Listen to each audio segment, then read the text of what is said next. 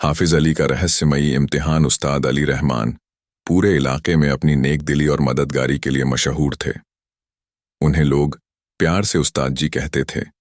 वे दिन में 5 वक्त की नमाज के पक्के पाबंद थे और हमेशा गरीबों की मदद करने के लिए तत्पर रहते थे। उनके पास एक सुंदर मकान था और एक चमचमाती काली गाड़ी थी जिससे वे टैक्सी का काम करते थे। इस धंधे से उन्हें अच्छी कमाई हो जाती थी और परिवार का गुजारा आराम से चल जाता था। उस्ताद अली की जिंदगी में अचानक एक रहस्यमय मोड़ आया जब एक दिन सुबह वे अपनी गाड़ी लेने आंगन में गए। जैसे ही उन्होंने गाड़ी का दरवाजा खोला, उनकी चीख पूरे मोहल्ले में गूंज उठी। गाड़ी के अंदर काले रंग के बड़े बड़े सांप रेंग रहे थे। उनकी आंखें चमक रही थीं और वे अजीब तरीके से फुफकार रहे थे। उस्ताद अली का चेहरा पीला पड़ गया और वे घबराकर पीछे हट गए। उनकी चीख सुनकर उनकी पत्नी फरीदा और बच्चे घर से बाहर भाग कर आए। फरीदा ने जब गाड़ी में झांका तो वह भी डर से कांप उठी। अरे खुदा, ये सांप कहां से आए हैं? फरीदा ने घबराकर कहा। आसपास के लोगों की मदद जल्दी ही आसपास के पड़ोसी भी वहां इकट्ठे हो गए। सबने मिलकर सांपों को भगाने की कोशिश की, मगर जैसे ही लोग डंडे लेकर गाड़ी के पास पहुंचे, अजीब बात यह हुई कि वे सांप अचानक गायब हो गए, जैसे वे कभी थे ही नहीं। ये कैसी अजीब बात है? एक पड़ोसी ने हैरानी से कहा। अभी तो यहां सांप थे और अब कहीं दिख नहीं रहे। उस्ताद अली ने पूरी गाड़ी की जांच कराई, लेकिन कहीं कोई सांप नजर नहीं आया।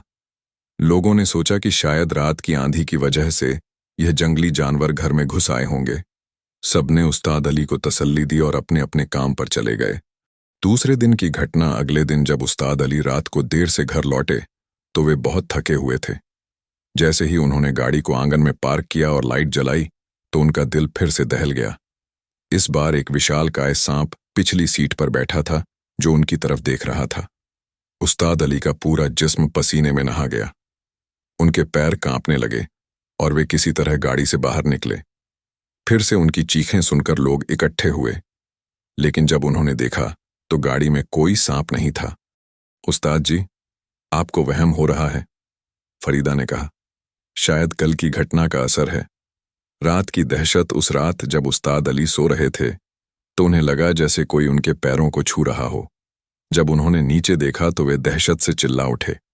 कई काले सांप उनके पैरों पर रेंग रहे थे। इस बार फरीदा ने भी सांपों को अपनी आंखों से देखा था।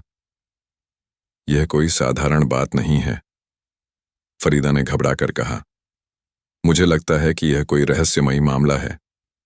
कहीं आपने कोई गुनाह तो नहीं किया, किसी पर जुल्म तो नहीं किया? उन्हें कुछ पुरानी यादें आने लगीं जिन्हें वे अब तक दिल में छुपाए हुए थे।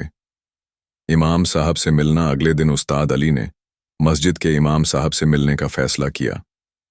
इमाम साहब हाजी महमूद अली एक बुजुर्गवार थे जिन्हें रूहानी मामलों का गहरा ज्ञान था। वे लोगों के चेहरे देखकर उनकी अंदरूनी हालत का अंदाजा लगा लेते थे। जब उस्ताद अली मस्जिद पहुंचे तो इमाम साहब ने तुरंत उनकी परेशानी भांप ली। उस्ताद अली, आप बहुत परेशान लग रहे हैं। क्या बात है? इमाम साहब ने पूछा। उस्ताद अली ने अपनी पूरी कहानी इमाम साहब को सुनाई। इमाम साहब गहरी सोच में डूब गए। यह मामला बिल्कुल सीधा नहीं है, इमाम साहब ने कहा। रोज आपकी गाड़ी में सांप आते हैं और जब आप किसी को बुलाते हैं तो वे गायब हो जाते हैं। क्या आपने कभी सोचा है कि ये सांप कहां से आते हैं? कैमरे लगवाना। इमाम साहब की सलाह पर उस्ताद अली ने अपने घर में जगह जगह कैमरे लगवा दिए। वे रात भर जाग कर देखते रहे कि कहीं कोई व्यक्ति आकर गाड़ी में सांप तो नहीं छोड़ जाता, लेकिन पूरी रात कोई नहीं आया और ना ही कोई रास्ता दिखा जहां से सांप आ सकते हों। सुबह जब उन्होंने गाड़ी खोली तो पहले से भी ज्यादा सांप मौजूद थे। अब तो उस्ताद अली पूरी तरह हैरान रह गए। इमाम साहब का विशेष अमल। इमाम साहब ने कहा, अब मुझे एक विशेष अमल करना होगा। मुझे लगता है कि यह मामला किसी गुनाह से जुड़ा हुआ है। आप इस ताबीज को पहने रहिए और हिफाजती दुआओं का वजीफा करते रहिए। अब पूरे इलाके में यह बात फैल चुकी थी कि उस्ताद अली की गाड़ी में जिन्नात आते हैं जो सांप की शक्ल में दिखाई देते हैं। लोगों ने उनकी गाड़ी में बैठना छोड़ दिया था और उनका काम धीरे धीरे कम होता जा रहा था। इमाम साहब का फैसला कुन सवाल। अगली सुबह इमाम साहब ने उस्ताद अली को बुलाया। जब वे फरीदा के साथ पहुंचे तो इमाम साहब ने कहा, आपको अकेले आना चाहिए था। यह मामला सिर्फ आपसे ही संबंधित है। मेरी कोई ऐसी बात नहीं जो मेरी पत्नी से छुपी हो, उस्ताद अली ने कहा। इमाम साहब ने गंभीर होकर कहा, मुझे लगता है कि आपके साथ जो कुछ हो रहा है उसमें आपकी अपनी गलती है। कोई ऐसा गुनाह है जिसे आप गुनाह ही नहीं समझते, या फिर किसी बेकसूर का हक मारा है। उस्ताद अली का चेहरा पीला पड़ गया और वे बेचैन दिखने लगे। फरीदा हैरान थी। मेरे शौहर तो बहुत ईमानदार हैं, फरीदा ने कहा। उन्होंने कभी किसी के साथ गलत नहीं किया।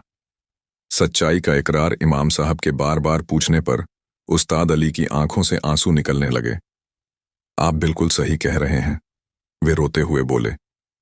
मैंने वाकई वह गुनाह किया है जिसे मैं कभी गुनाह समझता ही नहीं था। मुझे नहीं पता कि अल्लाह मुझे माफ करेगा या नहीं। आप मुझे साफ साफ बताइए कि मामला क्या है, इमाम साहब ने कहा। अतीत की कहानी। उस्ताद अली ने अपनी पूरी कहानी बताई। यह तकरीबन 2 साल पुरानी बात है। उस वक्त मैं बहुत गरीब था।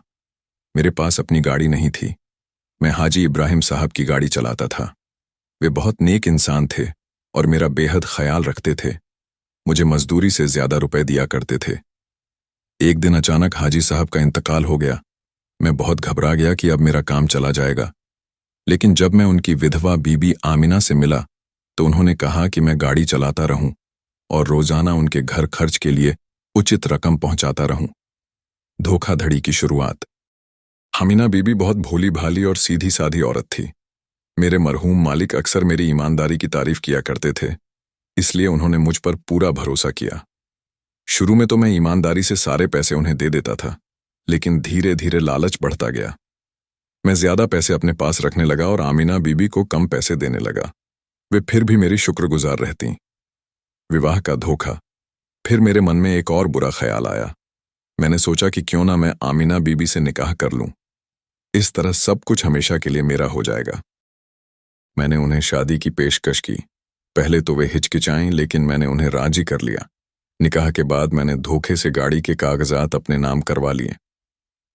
अंतिम विश्वासघात। उस्ताद अली रोते हुए बोले, आमिना बीबी के बैंक में जो थोड़ी बहुत पूंजी थी वह भी कभी बीमारी तो कभी गाड़ी की मरम्मत का बहाना बनाकर ले ली। फिर एक दिन लालच ने मेरी सारी इंसानियत छीन ली। मैंने उन्हें और उनके 2 छोटे बच्चों को वहीं अकेला छोड़ दिया और यहां आकर बस गया। अब जो गाड़ी है, जो पैसा है, वह सब उसी आमिना बीबी का है। मैंने उनसे धोखा करके यह सब हासिल किया है। फरीदा का सदमा। फरीदा की आंखों में आंसू आ गए। उसे अपने शौहर से बहुत प्यार था, लेकिन इस सच्चाई ने उसे अंदर तक हिला दिया था। वह समझ गई थी कि उसका शौहर एक और औरत का पति भी है और उसने उसे धोखा दिया है। इमाम साहब ने अफसोस से सिर हिलाया। उस्ताद अली, आपने बहुत गलत किया है। निकाह जैसे पवित्र रिश्ते को अपने मकसद के लिए इस्तेमाल किया और फिर अपनी बीवी को अकेला छोड़ दिया। आपको पता भी नहीं कि वह कैसे अपना और बच्चों का पेट पाल रही है। तौबा और वापसी का फैसला। मैं सच्चे दिल से तौबा करता हूं, उस्ताद अली ने कहा। मैं आमिना बीबी से माफी मांगना चाहता हूं। उनकी गाड़ी और सारे पैसे वापस करना चाहता हूं। इमाम साहब बोले, आपको अपनी दोनों बीवियों के साथ न्याय करना होगा। अगर आमिना बीबी तैयार हो जाएं तो हम उनसे बात करेंगे। फरीदा भी रोती हुई बोली, मैं भी चलूंगी। मैं उनसे कहूंगी कि हमारे साथ रहें। हम बहनों की तरह रहेंगे। आमिना बीबी से मुलाकात। उसी शाम उस्ताद अली, इमाम साहब और फरीदा आमिना बीबी के घर पहुंचे। जब दरवाजा खुला तो सामने एक कमजोर, झुर्रियों वाली औरत खड़ी थी जो पहले से बहुत बूढ़ी लग रही थी। आमिना बीबी को देखकर उस्ताद अली चौंक गए। आप जिंदा हैं? आमिना बीबी रोते हुए बोली। इतने साल कहाँ रहे? मैंने कितना इंतजार किया, कितनी रातें रोकर गुजारी। माफी और पुनर्मिलन। फरीदा आगे बढ़कर आमिना बीबी को गले लगा लिया। बहन, हमें माफ कर दो। चलो हमारे साथ, हम सब एक साथ रहेंगे। आमिना बीबी ने अपनी दुख भरी कहानी सुनाई। तुम नहीं जानती कि मैंने कैसे साल गुजारे हैं। लोगों के घरों में बर्तन धोए, सफाई की ताकि अपने और बच्चों का पेट पाल सकूं। इमाम साहब बोले, बहन, हम मानते हैं कि आपके साथ बहुत ज्यादती हुई है। लेकिन अल्लाह माफ करने वालों को पसंद करता है। क्षमा और नई शुरुआत। आमिना बीबी ने आंसू पोंछते हुए कहा, ठीक है, मैं इन्हें एक और मौका देती हूँ। अगर अब इन्होंने कुछ गलत नहीं किया तो मैं माफ कर दूंगी।